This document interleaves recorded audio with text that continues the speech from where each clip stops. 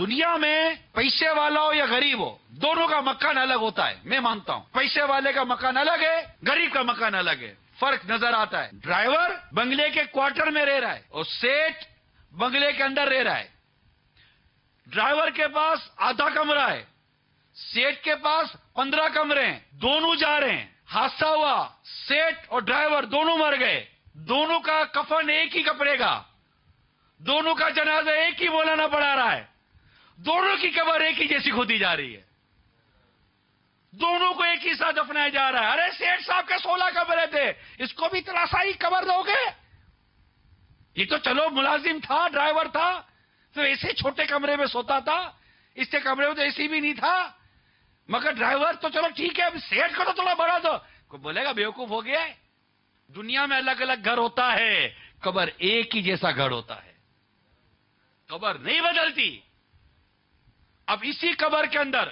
ہو سکتا ہے کہ ڈرائیور حلال روزی کما کر اس کی قبر جنت کا باغ بنی ہوئی ہو، اور سیٹ حرام روزی کما کر اس کی قبر جہنم کا گڑھا بنا ہوا ہو۔ دونوں کی قبر ایک ساتھ ہوگی،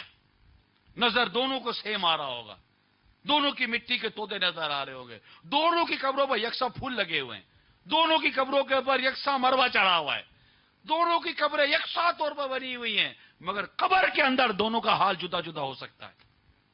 ہو سکتا ہے کہ وہ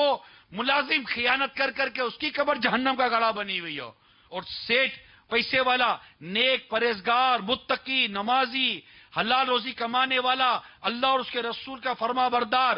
پرہیزگار نمازی حرام روزی سے بچنے والا، سود سے بچنے والا، رشوت سے بچنے والا، دھوکے سے بچنے والا، ملاوٹ سے بچنے والا، دیانتداری کے ساتھ تجارت کرنے والا، لوگوں کا خیال رکھنے والا، حج فرض ہونے کی صورت میں